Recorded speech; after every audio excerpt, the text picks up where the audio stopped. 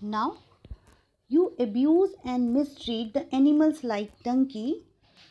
You use his name in crushing and characterizing anyone you want to label as dumb.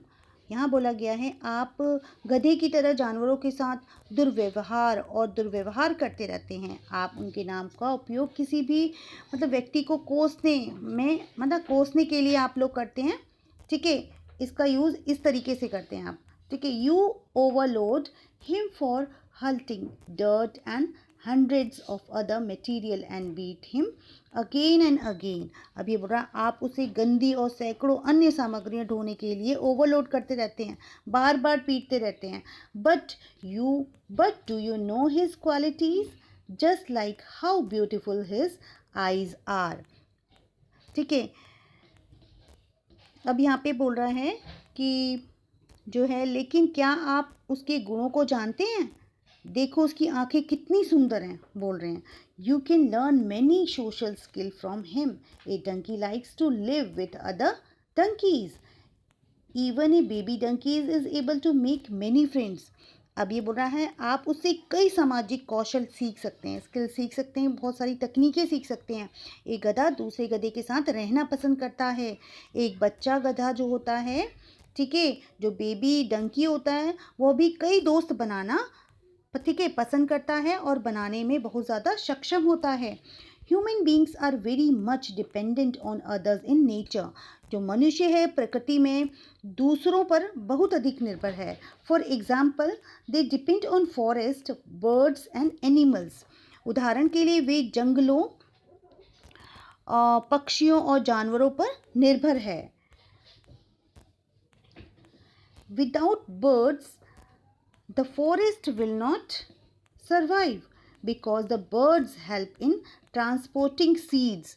अब ये बोल रहा है कि पक्षियों के बिना जंगल नहीं बचेगा, क्योंकि पक्षी जो हैं बीजों के परिवहन में मदद करते हैं। मतलब पक्षी जो हैं अपनी चोंच में एक जगह से दूसरी जगह, ठीक है, सीड्स लेके आते हैं। ठीक है, animals provide carbon dioxide to the trees to help them make their food. अब ये बोल रहा है जानवर जो हैं पेड़ों को अपना भोजन बनाने में मदद करते हैं। ठीक है, बनाने के लिए क्या करते हैं? कार्बन डाइऑक्साइड प्रदान करते हैं। Without forest there will be no rain. और वनों के बिना तो वर्षा नहीं हो सकती है।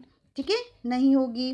Without rains we will all die. बिना बारिश के जो है हम सब क्या हो जाएंगे? मर जाएंगे।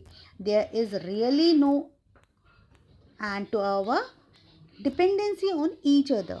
ठीक है, वास्तव में एक दूसरे पर हमारी निर्भरता का कोई अंत नहीं है। Do you know the ancient kings use to get shady trees planted on both sides of the roads. अब ये बोल रहा है क्या आप जानते हैं प्राचीन राजा जो हैं सैकड़ों सड़कों के जो है दोनों ओर छायादार वृक्ष लगाते थे। ठीक है, people use to plant mangoes, groves and other fruits trees.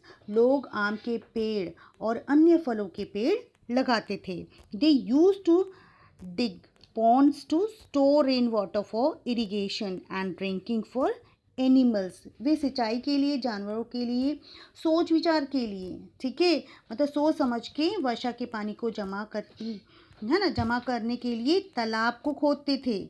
ठीक है, this all was conservation of plants and animal. ठीक है, ये क्या था? ये सब पौधों और जानवरों का संरक्षण था, यानी कि उनको बचाने के लिए करते थे। The tree survive for hundreds of year and tell the stories of their planter.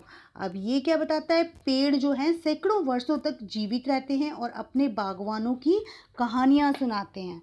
Students, now we will continue in next video.